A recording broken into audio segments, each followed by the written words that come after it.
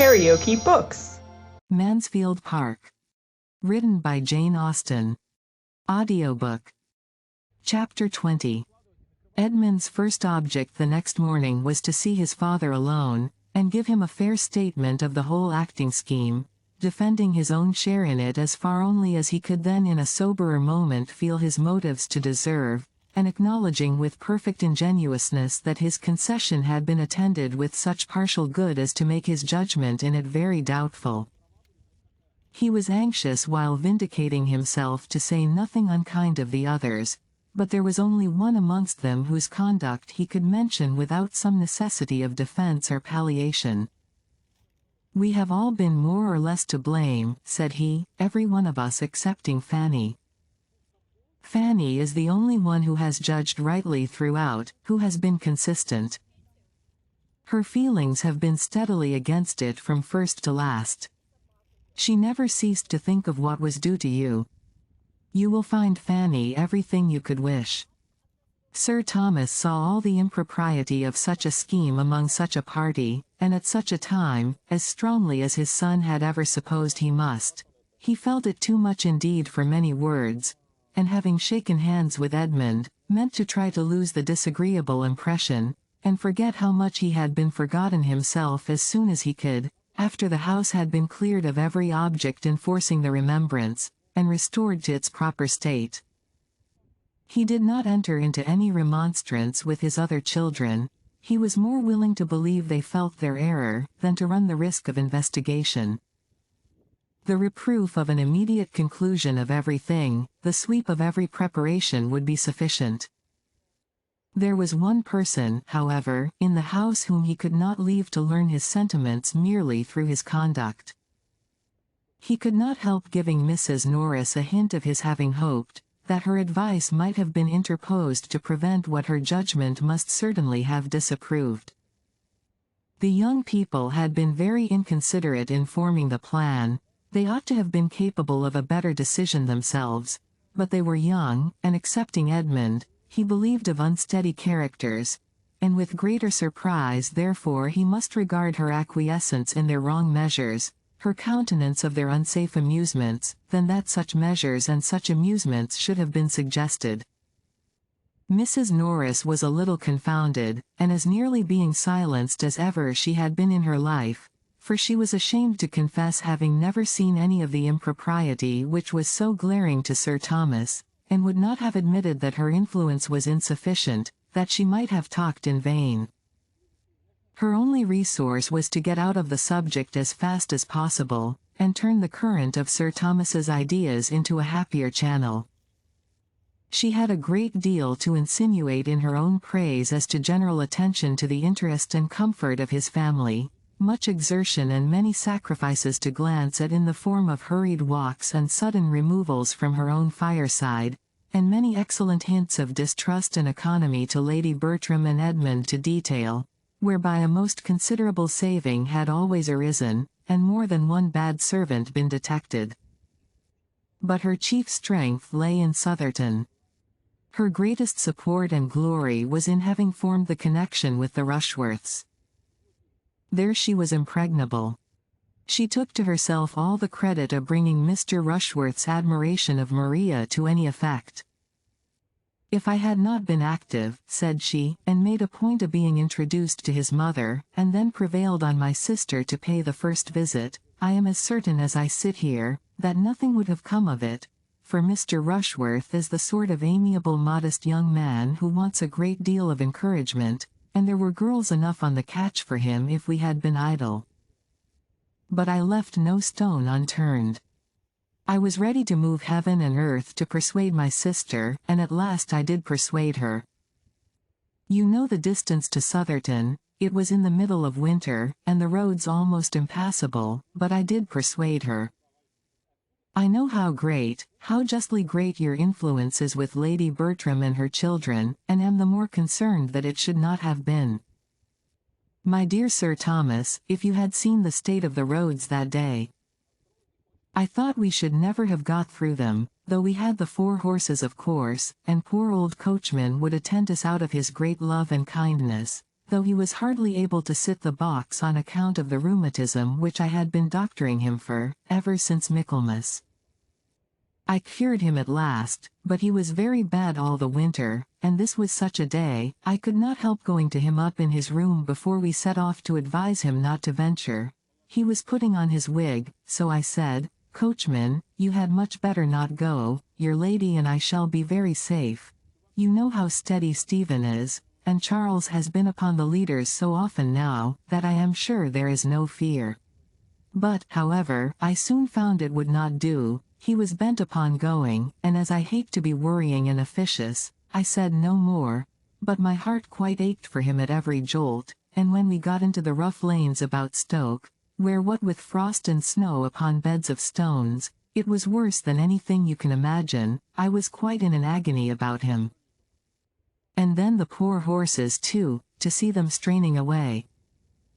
You know how I always feel for the horses. And when we got to the bottom of Sandcroft Hill, what do you think I did? You will laugh at me, but I got out and walked up. I did indeed. It might not be saving them much, but it was something, and I could not bear to sit at my ease, and be dragged up at the expense of those noble animals. I caught a dreadful cold, but that I did not regard. My object was accomplished in the visit. I hope we shall always think the acquaintance worth any trouble that might be taken to establish it. There is nothing very striking in Mr. Rushworth's manners, but I was pleased last night with what appeared to be his opinion on one subject. His decided preference of a quiet family party to the bustle and confusion of acting. He seemed to feel exactly as one could wish. Yes, indeed, and the more you know of him, the better you will like him. He is not a shining character, but he has 1,000 good qualities. And is so disposed to look up to you, that I am quite laughed at about it, for everybody considers it as my doing. Upon my word, Mrs. Norris, said Mrs. Grant, the other day, if Mr. Rushworth were a son of your own he could not hold Sir Thomas in greater respect. Sir Thomas gave up the point, foiled by her evasions, disarmed by her flattery, and was obliged to rest satisfied with the conviction that where the present pleasure of those she loved was at stake, her kindness did sometimes overpower her judgment. It was a busy morning with him. Conversation with any of them occupied but a small part of it. He had to reinstate himself in all the wonted concerns of his Mansfield life, to see his steward and his bailiff, to examine and compute, and in the intervals of business to walk into his stables and his gardens, and nearest plantations. But active and methodical, he had not only done all this before he resumed his seat as master of the house at dinner, he had also set the carpenter to work in pulling down what had been so lately put up in the billiard-room, and given the scene painter his dismissal, long enough to justify the pleasing belief of his being then at least as far off as Northampton. The scene painter was gone, having spoiled only the floor of one room, ruined all the coachman's sponges, and made 5 of the under-servants idle and dissatisfied, and Sir Thomas was in hopes that another day or 2 would suffice to wipe away every outward memento of what had been, even to the destruction of every unbound copy of Lovers' Vows in the house, for he was burning all that met his eye. Mr. Yates was beginning now to understand Sir Thomas's intentions, though as far as ever from understanding their source. He and his friend had been out with their guns the chief of the morning, and Tom had taken the opportunity of explaining, with proper apologies for his father's particularity, what was to be expected. Mr. Yates felt it as acutely as might be supposed. To be a second time disappointed in the same way was an instance of very severe ill luck, and his indignation was such, that had it not been for delicacy towards his friend and his friend's youngest sister, he believed he should certainly attack the baronet on the absurdity of his proceedings, and argue him into a little more rationality. He believed this very stoutly while he was in Mansfield Wood, and all the way home. But there was a something in Sir Thomas, when they sat round the same table, which made Mr. Yates think it wiser to let him pursue his own way, and feel the folly of it without opposition. He had known many disagreeable fathers before, and often been struck with the inconveniences they occasioned, but never in the whole course of his life had he seen one of that class, so unintelligibly moral, so infamously tyrannical as Sir Thomas. He was not a man to be endured but for his children's sake, and he might be thankful to his fair daughter Julia that Mr. Yates did yet mean to stay a few days longer under his roof. The evening passed with external smoothness, though almost every mind was ruffled, and the music which Sir Thomas called for from his daughters helped to conceal the want of real harmony. Maria was in a good deal of agitation. It was of the utmost consequence to her that Crawford should now lose no time in declaring himself, and she was disturbed that even a day should be gone by without seeming to advance that point. She had been expecting to see him the whole morning, and all the evening too was still expecting him.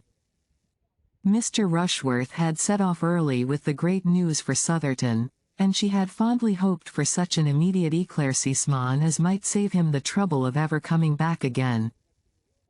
But they had seen no one from the parsonage, not a creature, and had heard no tidings beyond a friendly note of congratulation and inquiry from Mrs. Grant to Lady Bertram. It was the first day for many, many weeks, in which the families had been wholly divided. 24 hours had never passed before, since August began, without bringing them together in some way or other. It was a sad anxious day, and the morrow, though differing in the sort of evil, did by no means bring less. A few moments of feverish enjoyment were followed by hours of acute suffering. Henry Crawford was again in the house. He walked up with Dr. Grant, who was anxious to pay his respects to Sir Thomas, and at rather an early hour they were ushered into the breakfast-room, where were most of the family. Sir Thomas soon appeared, and Maria saw with delight and agitation the introduction of the man she loved to her father. Her sensations were indefinable, and so were they a few minutes afterwards upon hearing Henry Crawford, who had a chair between herself and Tom, ask the latter in an under voice, whether there were any plan for resuming the play after the present happy interruption, with a courteous glance at Sir Thomas, because in that case, he should make a point of returning to Mansfield, at any time required by the party. He was going away immediately, being to meet his uncle at Bath without delay, but if there were any prospect of a renewal of lovers' vows, he should hold himself positively engaged, he should break through every other claim, he should absolutely condition with his uncle for attending them whenever he might be wanted. The play should not be lost by his absence. From Bath, Norfolk, London, York, wherever I may be, said he, I will attend you from any place in England, at an hour's notice. It was well at that moment that Tom had to speak and not his sister. He could immediately say with easy fluency, I am sorry you are going, but as to our play, that is all over, entirely at an end, looking significantly at his father. The painter was sent off yesterday, and very little will remain of the theatre tomorrow. I knew how that would be from the first. It is early for Bath. You will find nobody there. It is about my uncle's usual time. When do you think of going? I may perhaps get as far as Banbury today. Whose stables do you use at Bath? Was the next question, and while this branch of the subject was under discussion, Maria, who wanted neither pride nor resolution, was preparing to encounter her share of it with tolerable calmness. To her he soon turned, repeating much of what he had already said, with only a softened air and stronger expressions of regret. But what availed his expressions or his air? He was going, and if not voluntarily going, voluntarily intending to stay away, for accepting what might be due to his uncle. His engagements were all self-imposed. He might talk of necessity, but she knew his independence. The hand which had so pressed hers to his heart. The hand and the heart were alike motionless and passive now. Her spirit supported her, but the agony of her mind was severe. She had not long to endure what arose from listening to language, which his actions contradicted, or to bury the tumult of her feelings under the restraint of society. for general civilities soon called his notice from her, and the farewell visit, as it then became openly acknowledged, was a very short one. He was gone. He had touched her hand for the last time, he had made his parting bow, and she might seek directly all that solitude could do for her.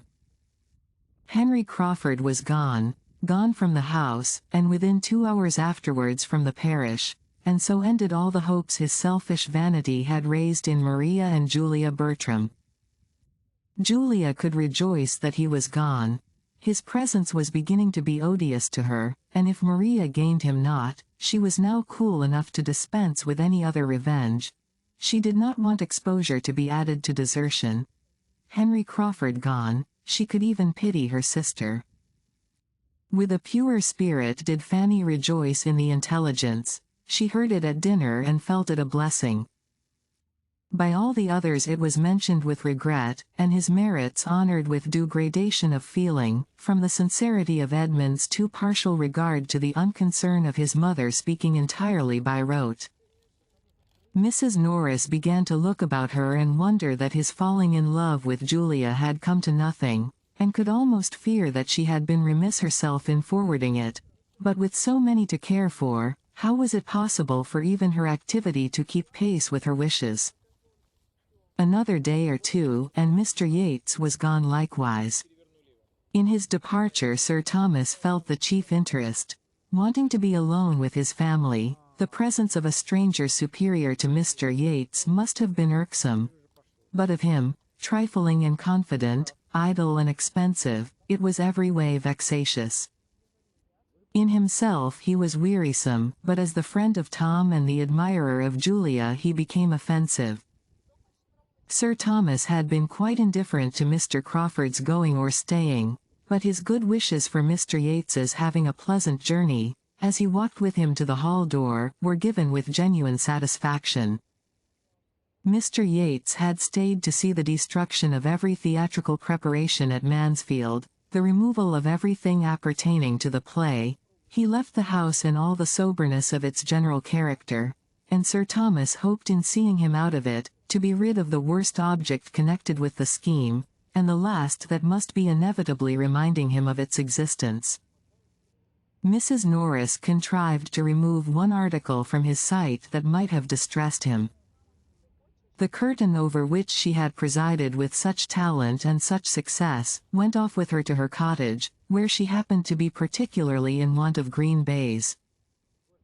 If you liked what you heard, please subscribe to the channel.